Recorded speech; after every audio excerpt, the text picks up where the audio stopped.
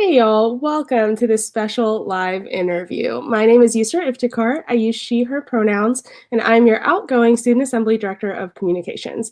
I am joined tonight by a fantastic panel from the Foundation for Physical Therapy Research and the Marquette Challenge. This is something that I actually didn't know a whole lot about going into PT school and even my first couple years of PT school. So I am so excited and just humbled to be able to bring you more information about that tonight. If you're watching live, go ahead and drop your name, your program and year, where you're joining from tonight. The comment section on Facebook is also a great place to put your questions for the panel. Speaking of, I'm going to go ahead and bring on my first guest. I would like to welcome to the live stream, Paul Rocker. Hi. Hi, welcome. The president of the Foundation for Physical Therapy Research. And I'd like to thank you all for being here this evening to learn more about the Foundation and the evidence base for the physical therapy profession. Students like all of you have made a major contribution to physical therapy research. And you may not be aware, but in fact, since 1989, PT and PTA students have raised more than $4.3 million for research. Wow. And that is just remarkable. And we thank you very much for your efforts and contributing to the Foundation for Physical Therapy Research. Now, your fellow students will have more to tell you about the VCU Marquette Challenge in a little while. However, before we go there, I'd like to talk to you about research and what it is that we do at the Foundation so you have a better understanding. Next slide, please. The Foundation's mission is to fund research and to develop researchers to optimize movement and health. Today, there are many journals publishing research in all fields and specialties of the profession. However, over 40 years ago, back in 1979, when the Foundation was established, this was not the case. It's hard to imagine, but just 4 decades ago, there really were only a handful of physical therapist researchers. The founders of the Foundation knew that evidence was needed to keep the profession growing and moving forward, and we're thankful for their foresight to see that need. Today, the Foundation awards scholarships, fellowships, and research grants to the most promising researchers. By doing so, we're sowing the seeds for research by investing in new investigators at a pivotal point in their career trajectory. Next slide, please. Now, we award our funding through a peer review process modeled after the National Institute of Health.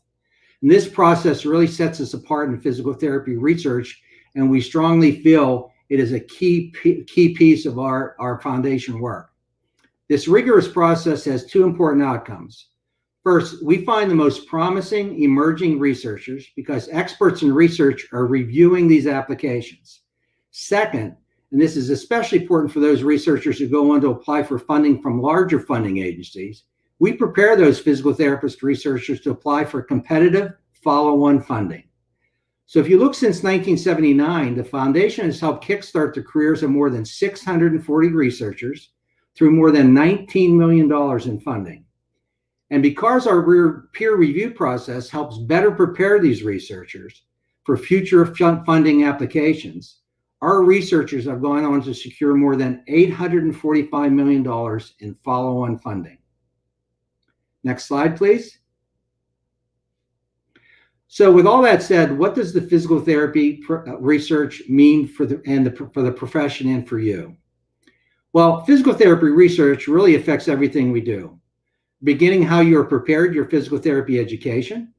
Research also helps us pioneer and discover new treatments, learn more about how we deliver existing care, and as physical therapists and physical therapist assistants, we navigate our role in the greater healthcare system. Research is needed to help guide that conversation. When we can, for example, present evidence that certain physical therapy interventions can better result in outcomes for patients at a lower cost, we show the value of physical therapy to both patients and the payers alike. Next slide, please. Now, it takes a lot of research to pinpoint what treatment, what frequency, and what time on the continuum of physical therapy care that is most effective. And you're probably learning this daily in your classroom work. How and when we treat patients should be driven by evidence, however, and I'm sure that's being stressed to you on a regular basis. However, many studies are needed to establish the evidence needed to determine what's best for patients. As an example, I'd like to talk a little bit about something that many of you will see and become familiar with, the clinical practice guidelines for total knee replacement. Next slide, please. Now, this is an issue in care that has completely changed over the years. If you look at this technique since when I became a physical therapist, surgical techniques have changed drastically, as well as materials and technology in the procedure itself. And there's also been many changes in physical therapy for these patients. So we really do know something about the physical therapy, physical therapy and the care of the total knee and surgical care of the total knee. It's costly, it's common, and more can be done for optimal patient outcomes. This guideline, Physical Therapist Management of Total Knee Arthroplasty, was recently published in PTJ, and you can see the citation there. The guideline was based on systematic reviews of current scientific and clinical information and accepted approaches to management of total knee arthroplasty. However, when you look closer, you can see that the guideline has more than 120 citations. Research that paves the way or builds the foundation for information that clinicians can use in practice settings. One quick side note, one of the co-authors on the guideline, Jennifer Stevens-Lapsley, is a past foundation funding recipient.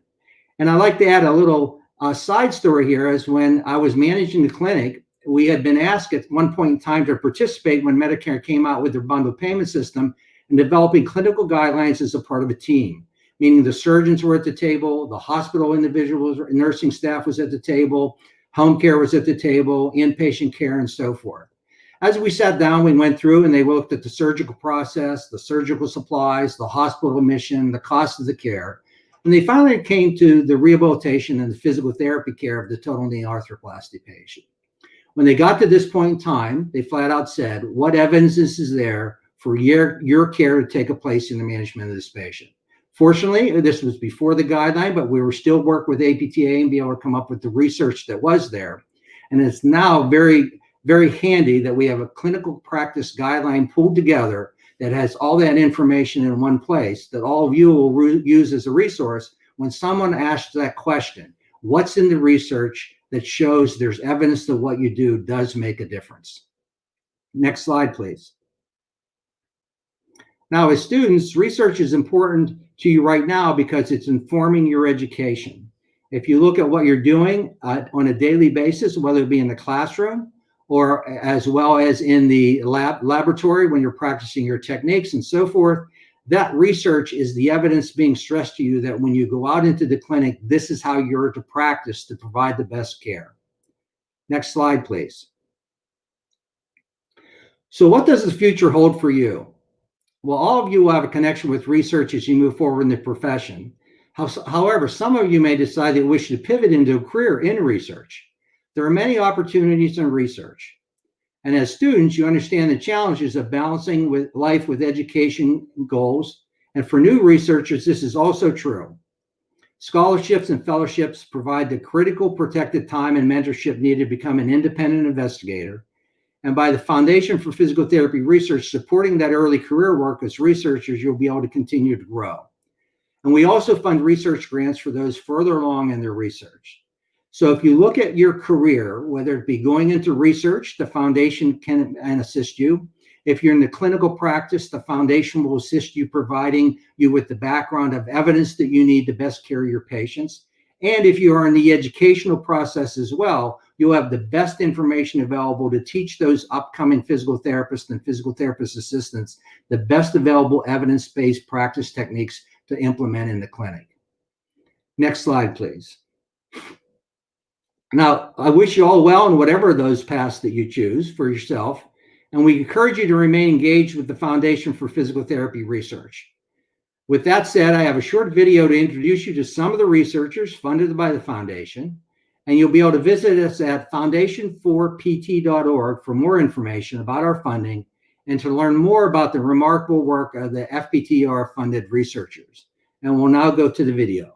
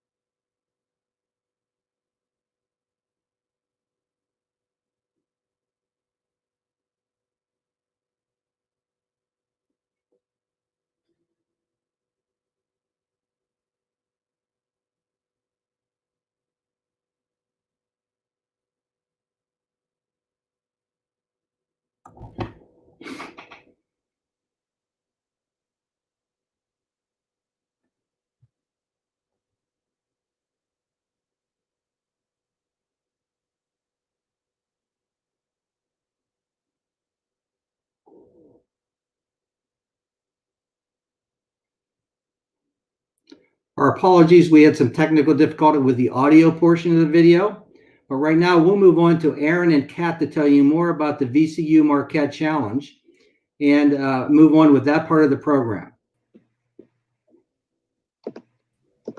All right. Hi. Thanks, Paul. Hi, everyone. I'd like to start off by thanking the APTA Student Assembly for having us here today and organizing this event. We really appreciate this opportunity to talk about the VCU Marquette Challenge and its impact on physical therapy. I also want to thank our sponsor for this year's challenge, HIPSO CNA.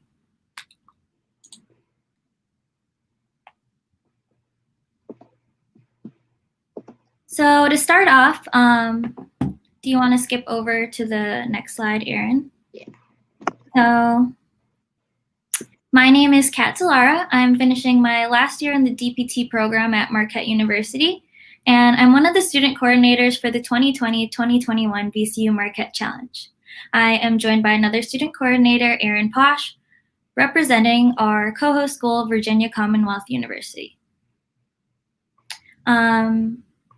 And to go back for that video, it'll be up on our website, Foundation for Physical Therapy Research. So we will link that in the comments.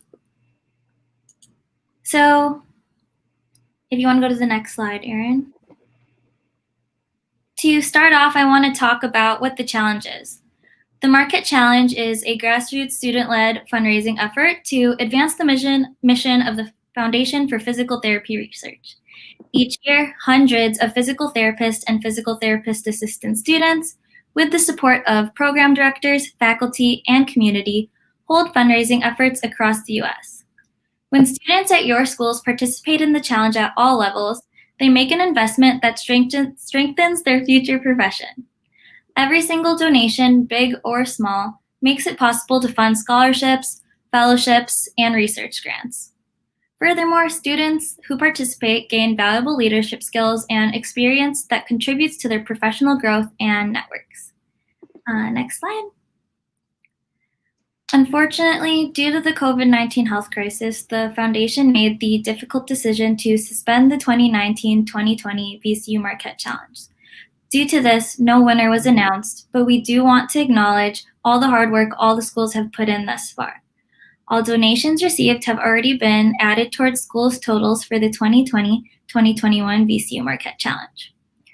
So fundraisers this year have been re-envisioned for a virtual and socially distanced environment, and we commend the schools that have adapted during these times thus far to continue to support the future of the physical therapy profession. So we're facing extreme challenges in the physical therapy community, both professionally and personally.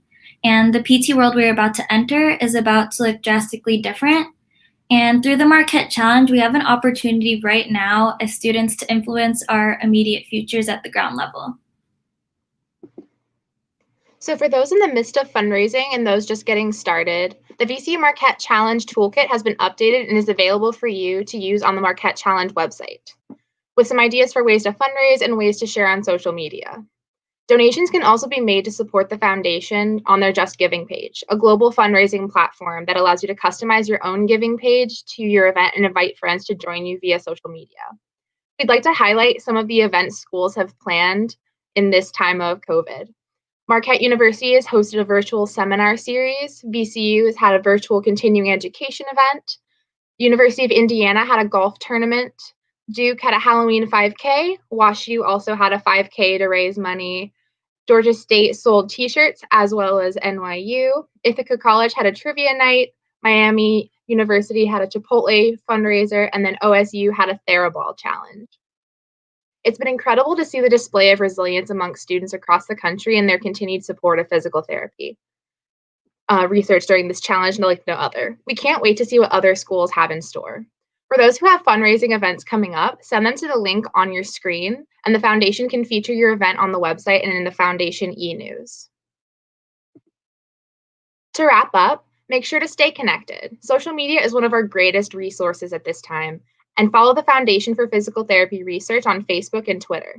Sign up through the link on the screen to stay connected with research news and foundation updates, as well as receive the 2020-2021 VCU Marquette Challenge swag bag. So we'll now have time for a short Q&A. So if there are any questions or concerns about the 2020-2021 VCU Marquette Challenge, please feel free to reach out to us, the student coordinators. Our contact information is on the screen, and as well as the foundation staff. We really want to thank the Student Assembly for having us this evening, and thank you so much to Paul for joining us. An additional big thank you to HPSO CNA for being our sponsor.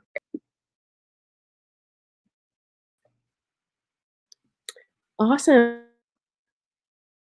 I loved seeing all the different things that programs are doing. And I graduated from Duke and I saw their 5K. I had no idea that that was part of the Marquette Challenge. So that's really, really cool to see as well. So what we'll do now is we'll bring Paul back. I have some questions for y'all. And then if any questions, of course, come up from social media, please, everyone who's watching, feel free to ask any question of our wonderful panelists. So Paul, you mentioned the rigorous selection process for receiving funding as a researcher through the foundation. How do students and early career professionals best set themselves up to be strong candidates to be funded by the foundation?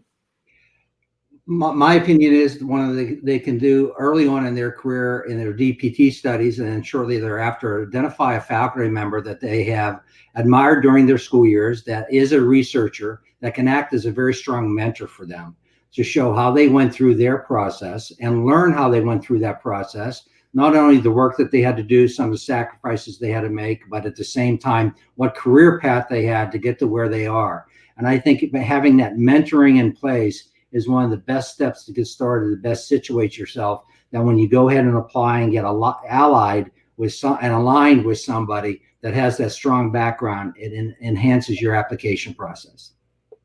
Yeah, I think that makes a lot of sense. I really appreciate that. Thank you. Okay.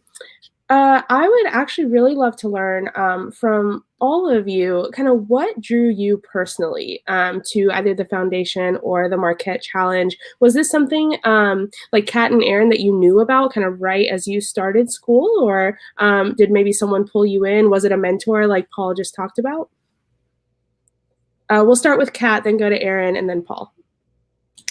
Sure, that's a great question. So going into PT school, this was not something I was very aware of, especially at Marquette. It's a direct program. So as a freshman in college, I had no idea.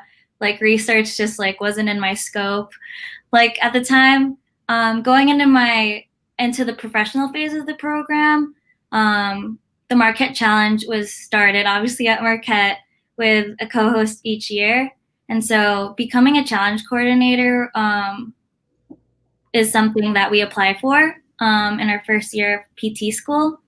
And so hearing about it and what past challenge coordinators have done and the impact it's made on physical therapy research was something I really wanted to get involved in. And the more I got involved through the challenge as a coordinator, the more like inspired I am by the impact we're making as students. Absolutely. Aaron, what about you? I think my story is fairly similar. I had no idea about the Marquette Challenge coming into PT school, but it's something that I learned more and more about as a first year. And I think as I've gotten more involved with it, I've just really realized what a big impact it has on our profession. And it's inspired me to stay involved and to probably continue to stay involved after I graduate into my professional career. And just seeing all the amazing research that's happening, especially right now when everything is changing, it just gives me a lot of faith in our profession, and I wouldn't give it up for the world. That's awesome. Found something long term that you can stick with and kind of defines your why too as a professional. So that's really, really cool to hear.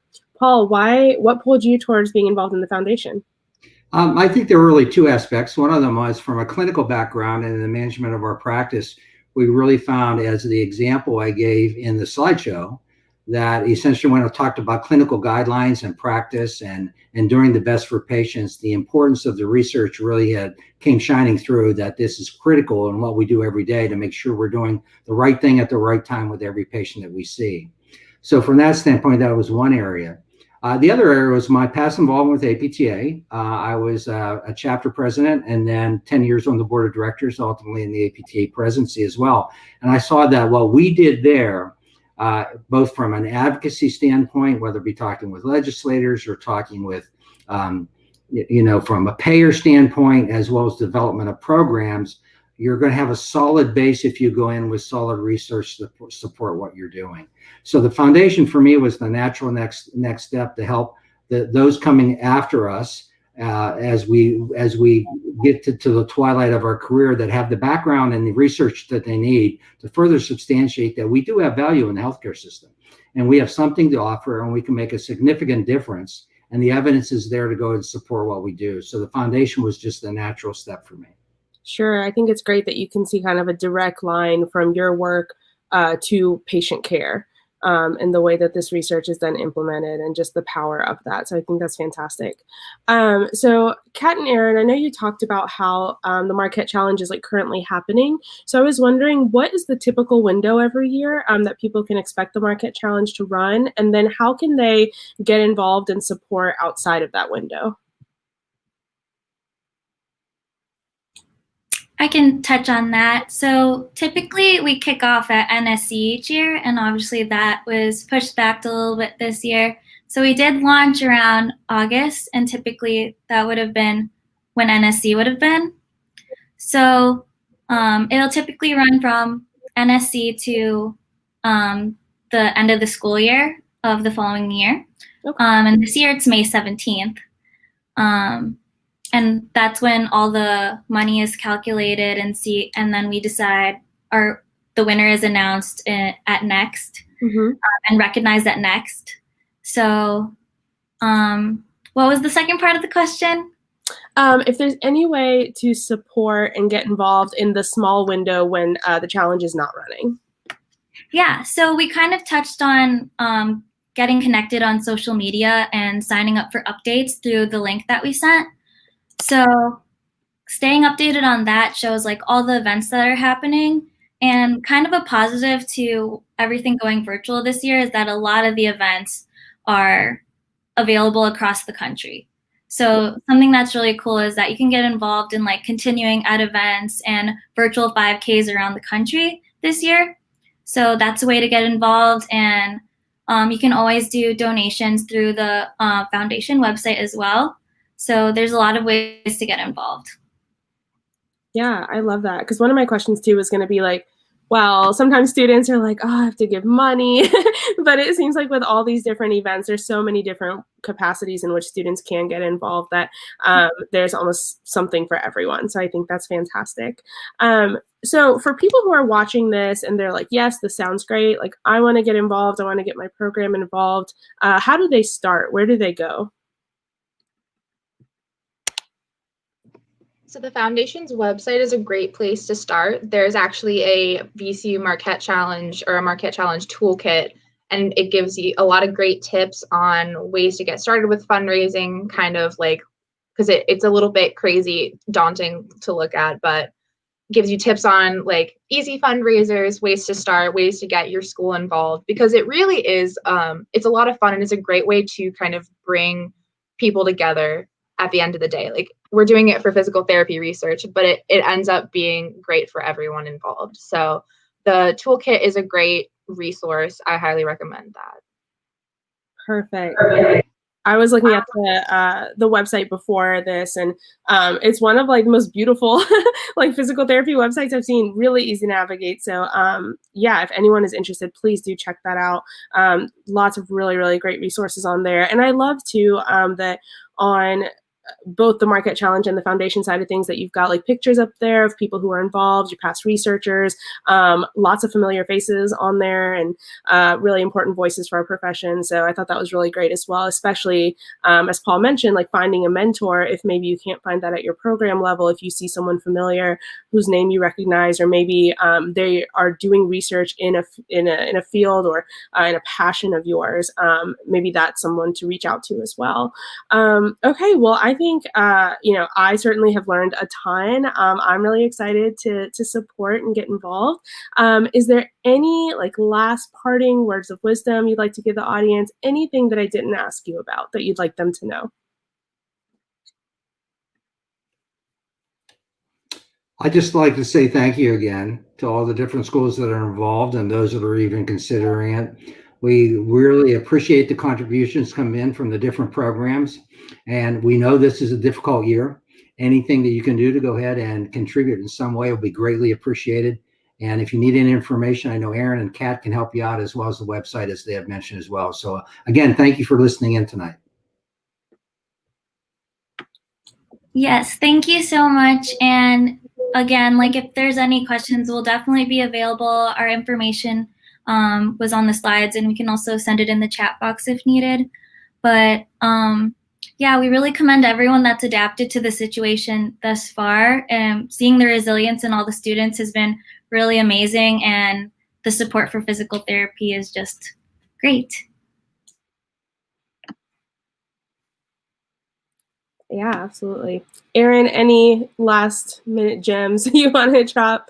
No pressure if not.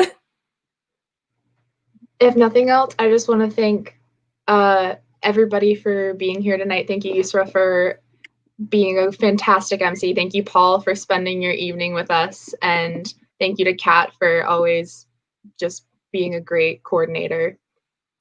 Yeah, well, this has been an absolute pleasure.